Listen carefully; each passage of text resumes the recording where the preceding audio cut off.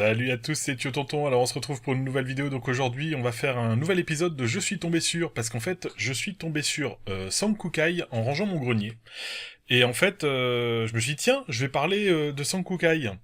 Et puis à ce moment-là, du coup, j'ai commencé à faire des recherches et je suis tombé sur Les Évadés de l'espace, qui s'appelle aussi Sankukai, mais en fait, le vrai nom c'est Les Évadés de l'espace, qui en fait est la préquelle de Sankukai, c'est-à-dire qu'en fait, ce film-là est sorti en 78.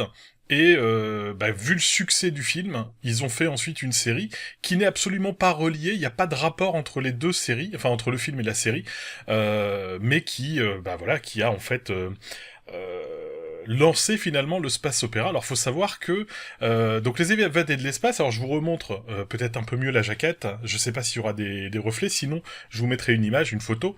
Donc les évadés de l'espace, en japonais c'est Ushikara no Meseji, avec un accent à la con bien sûr, parce que je ne parle pas japonais. Voilà. Donc c'est un film qui a été réalisé par Kenji Funkasaku. Bon, j'espère pas écorcher trop le nom. Il est sorti donc en 78 et donc il a précédé la série Sankukai. Donc c'est un film. Alors faut savoir que le film est sorti 5 mois avant le premier Star Wars au Japon. Alors je rappelle pour mémoire que le premier Star Wars, donc Star Wars tout simplement, la guerre des étoiles en français, est sorti en 77 au cinéma. Mais il n'est sorti au Japon qu'en 78 et 5 mois après Sankukai. Et ce qui s'est passé, c'est que les gens qui ont fait Sankukai, en fait, sont tombés sur le film Star Wars aux États-Unis. Et quand ils ont vu ce que c'était, ils en sont tombés amoureux forcément, et ils ont décidé de faire un équivalent japonais à Star Wars. Donc ils ont fait Les Évadés de l'espace.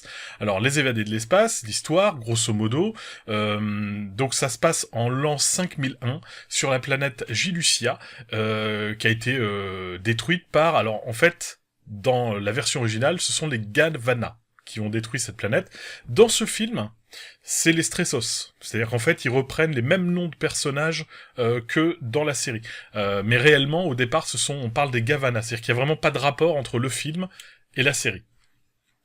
Donc les Gavanas sont donc les Stressos, donc les méchants, ils sont gouvernés par Roxeia XII et sa mère Mover Dark, pardon. Le roi Kaiba de la planète Juilucia, donc c'est on va dire l'ancêtre, enfin le plus vieux de tout le peuple de Gilucia, décide bien sûr de se défendre, donc de combattre les Gavana, et donc ils vont envoyer des noix divines à travers l'espace pour trouver 8 guerriers qui vont venir défendre finalement et protéger la planète Gilucia. Donc l'histoire, elle se rapproche de Star Wars, mais c'est un truc de dingue. C'est-à-dire que quand vous regardez les deux, et si vous pensez à ça, si on fait un tout petit peu attention, on découvre que ça se ressemble énormément, puisque déjà au niveau des personnages, on va se retrouver avec deux jeunes pilotes, qui vont, grosso modo, vont faire penser à Luke et puis à Han Solo, qui, je rappelle, à l'époque de Star Wars, était relativement jeune quand même. On a le chef des Giluciens, j'ai oublié son nom, qui en fait lui va incarner un petit peu une sorte de Yoda, c'est-à-dire un personnage qui va justement, là on parle d'un dieu, on parle pas de la force, mais finalement ça s'apparente un petit peu à la même chose. Donc c'est lui qui va lancer la quête finalement au départ. On a un ancien général, alors j'ai plus les noms des personnages en tête, mais on a un ancien général qui a quitté l'armée et qui en fait va incarner un petit peu une sorte de Obi-Wan Kenobi, même si il a pas la force. Mais c'est le général, d'ailleurs on l'appelle général Kenobi aussi régulièrement dans Star Wars. Donc là en fait on parle de ce général qui va donc littéralement incarner Kenobi dans le film japonais. On a bien sûr un robot, donc une espèce de R2D2 qui va être en fait alors lui va pouvoir parler. Donc en fait, il parle, donc comme il s'exprime, c'est plus simple, hein, il y a pas. Mais on reconnaît les petits bruits que faisait le R2 d'origine. Ce sont des petits bruits qui ressemblent quand même pas mal au R2 de Star Wars. on a une espèce de... alors c'est un être humain, hein, mais qui pourrait incarner ces 3 PO, c'est-à-dire il est pleutre, il a peur de tout, il fait partie des héros, il a été désigné comme étant un des héros, mais il a peur de tout ce qui se passe, il est pas du tout guerrier pour un sou, il est un peu méchant, enfin on va dire qu'il est pas très... c'est pas le mec le plus sympa du monde, hein, puisque il va aller jusqu'à vendre la princesse gilusienne contre de l'argent, donc bon, mais il a quand même le côté, c'est le personnage un peu humoristique façon C3PO, donc voilà, il y a celui-ci. On a bien sûr la princesse Leia, donc qui est jouée par une jeune femme qui va être habillée avec une robe blanche, bien évidemment, qui est donc la princesse de Gelucia et qui va comment expliquer ça, elle va suivre les noix, parce qu'en fait les noix ont été envoyées dans l'espace, donc elle va être chargée de les suivre pour essayer justement de ramener les guerriers sélectionnés jusque sur Gelucia pour vaincre les Stressos, enfin là en l'occurrence les Gavana. Donc quand elle va suivre finalement ces noix, c'est un petit peu l'appel au secours de Leia dans Star Wars, et en fait elle est habillée avec une grande robe blanche, enfin ça ressemble vraiment beaucoup, hein. On prend Leia, on lui enlève les écouteurs là, et à la place on lui met une couronne de feuilles, et on a la même. De toute façon, je vais vous faire un vis-à-vis, hein, avec les personnages dans le film et les personnages Star Wars. Comme ça vous aidera un petit peu à replacer les choses et à comprendre de quoi je parle. Euh, et donc voilà, donc on a quand même vraiment beaucoup de personnages qui se ressemblent. Les Stressos, donc les méchants, donc là encore une fois les Gavana dans les évadés, ce sont des soldats en uniforme, un petit peu à la façon des Stormtroopers, hein, finalement, avec des grandes capes. Je pense que les Japonais ont été assez... enfin, je pense qu'ils ont bien aimé le Dark Vador avec sa grande cape noire, donc tous les soldats portent une cape, hein, tout le monde a une cape. Donc ce qui fait que c'est assez... flagrant, parce qu'on les voit avec un casque. Alors au lieu d'avoir un casque intégral, ils ont un casque, hein, qui leur laisse toujours le visage apparent, ou quasiment toujours le visage apparent, et ce casque va avoir enfin les personnages vont être peints, hein, ils leur ont peint le visage en couleur argentée, comme ils aiment bien le faire, hein, les Japonais, ils aiment beaucoup on va dire peindre les visages. Voilà, donc c'est un film qui est vraiment sympa. Donc on va y voir bien sûr, il y a de l'espoir, on retrouve finalement tout ce qu'on trouve dans ce type de film, dans ces sagas spatiales, c'est-à-dire que il y a un méchant empereur qui décide de tout diriger, et puis il y a une poignée de rebelles qui vont décider de s'opposer à ça. Donc on est vraiment sur un film qui va ressembler. Alors attention, on n'est pas sur du Star Wars, hein, c'est pas George Lucas qui l'a fait. Les effets spéciaux sont nettement inférieurs à Star Wars. Et l'histoire, c'est du japonais, c'est-à-dire que on aime ou on n'aime pas.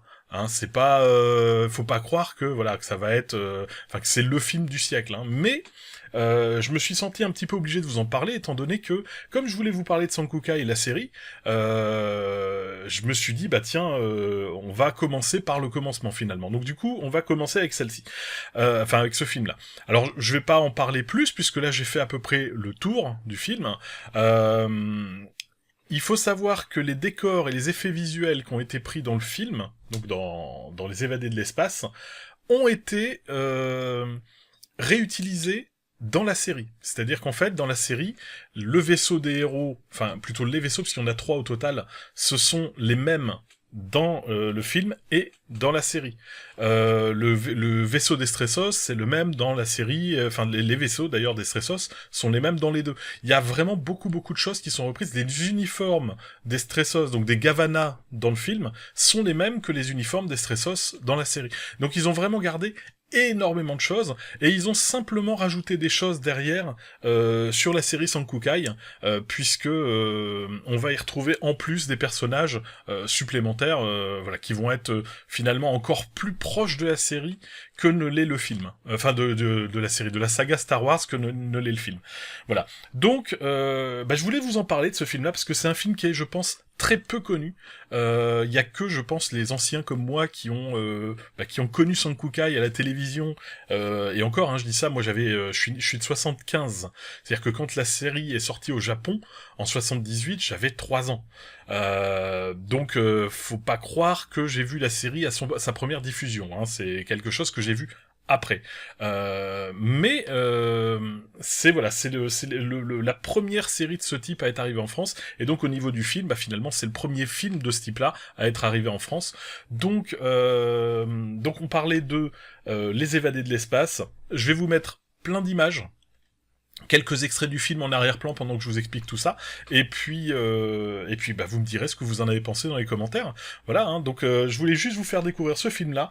Donc c'est un film qu'on peut encore trouver. Hein, moi, je l'ai en DVD, donc je l'ai pas acheté il y a très très longtemps. Bon, ça fait quand même quelques années maintenant, mais je veux dire c'est un film qui peut se trouver et qui mérite d'être vu, puisque c'est enfin voilà, c'est un retour en arrière. Encore une fois, on parle des années 70, hein, on est dans les années début 80, fin 70, parce qu'on est en 78 pour la sortie du film. Donc on est sur la première saga Star Wars, c'est-à-dire pas la version remasterisée, hein, on est vraiment sur le voilà, sur l'époque 78. Donc il faut pas en attendre des effets spéciaux comme on peut les voir maintenant, hein, c'est évident. Mais c'est un film qui mérite d'être vu, si vous avez l'occasion de tomber dessus. Alors moi, je n'ai que la version, donc cette version-là, qui s'appelle, qui a le double titre, hein, Les Évadés de l'espace et Sankukai. Le problème de cette version, c'est que justement, elle a été totalement traduite. C'est-à-dire qu'on parle des Stressos, on parle de Hayato, on parle de personnages tirés de Sankukai. On parle de Sidero, le petit robot qui ressemble à R2, alors que dans la version originale, ce sont pas les Stressos mais les Gavana, et les personnages portent des noms totalement différents et ce ne sont pas les mêmes acteurs. Donc ils ont vraiment là pour la version. D'ailleurs le générique de ce film-là, ils ont simplement repris le générique de Sankukai, hein, qu'ils ont recollé par-dessus au début et par-dessus à la fin. Ce qui fait que on n'a pas de générique d'origine du film sur cette version-là. Donc il est possible peut-être de trouver une version autre qui serait pas surnommée Sankukai, qui s'appellerait juste Les Évadés de l'espace. Je ne sais pas si elle existe encore. Alors pour la petite anecdote, il faut savoir que Quentin Tarantino a adoré ce film et il dit que ça l'a, voilà, il s'en souviendra toute sa vie, quoi. C'est un truc qui l'a vraiment touché. Donc voilà.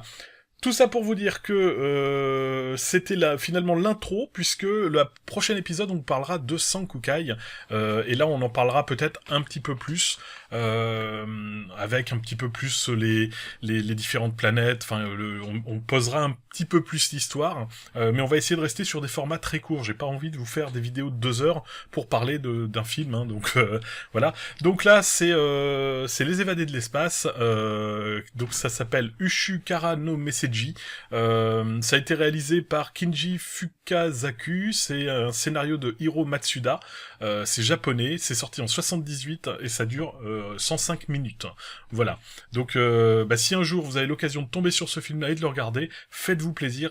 C'est vraiment c'est un ovni à l'époque, hein, c'est un ovni total. Faut savoir que les Japonais ne savaient pas ce que c'était qu'un space opéra à l'époque, puisque le premier space opéra c'est Star Wars, et Star Wars n'était pas sorti encore au Japon. Donc c'est vraiment un film qui a marqué les Japonais certainement beaucoup plus que nous. La preuve c'est que nous on s'en souvient pas à part les plus anciens, mais c'est un film il a eu un succès comparable à Star Wars au Japon. Voilà, hein, pour placer le truc, c'est un truc de malade. Donc si vous avez l'occasion de le regarder, bien sûr c'est japonais, hein, donc ça va être... ils ont une manière d'aborder les choses qui est différente de celle des occidentaux. Il y a des acteurs occidentaux dans le film, alors que dans la série c'est totalement japonais. Mais dans le film il y a des acteurs occidentaux, donc du coup c'est joué un petit peu plus pondéré que dans la série. Voilà, la série est un petit peu plus speed, parce que justement c'est japonais, totalement japonais, donc il n'y a pas eu besoin de diriger des occidentaux dedans, ça s'est peut-être un peu mieux passé pour eux, c'était peut-être plus facile à gérer, mais là ils ont quand même quelques acteurs occidentaux, voilà, donc voilà, je ne peux que vous dire, si vous tombez sur ce film-là, faites-vous plaisir, ça vaut le coup, c'est 1h40 environ à regarder. Ça va assez vite, l'histoire, ça casse pas 3 pattes à un canard, mais ça se laisse regarder, et quand on se remet en condition et qu'on imagine qu'à l'époque c'est sorti juste avant Star Wars au Japon, et donc sensiblement en même temps en Europe, c'est pour ça que de toute façon le film ne pouvait pas fonctionner en Europe, puisque lorsqu'il est arrivé en Europe, Star Wars était déjà sorti avant, et donc forcément en comparaison, il pouvait pas soutenir, hein, c'était clair et net. Mais voilà, je voulais absolument vous parler, comme je voulais vous parler de Sankukai, j'étais obligé un petit peu de vous parler de celui-là. Et donc ce sont en plus des films qui sont totalement inspirés de Star Wars, donc c'est quand même intéressant finalement d'aborder ce truc-là. Et je pense que je vais vous faire un petit peu pour les premiers épisodes, on va parler de ça, et on va aussi parler de Spaceball, tant qu'à faire, autant rester dans l'environnement Star Wars. Voilà, donc j'espère que la vidéo vous a plu, donc comme d'habitude, si ça vous a plu, n'hésitez pas à liker, diffuser, partager, n'hésitez pas à vous abonner. Alors, il n'y a pas de son, hein, on est bien d'accord, j'ai pas mis la musique du film, tout simplement parce que droit d'auteur comme d'habitude, mais c'est sympa à regarder. Donc si vous êtes pas abonné, abonnez-vous. N'hésitez pas aussi à me laisser des commentaires, c'est hyper intéressant pour moi. J'adore vos commentaires et j'y réponds tout le temps. Et puis si vous souhaitez me soutenir, je vous rappelle que y a Utip, ça vous permet de me soutenir en regardant 2 ou 3 pubs. Ça vous coûte pas grand-chose à part un tout petit peu de temps et moi c'est hyper important pour me permettre de continuer. Allez, en tout cas, je vous remercie et je vous dis à bientôt. Salut.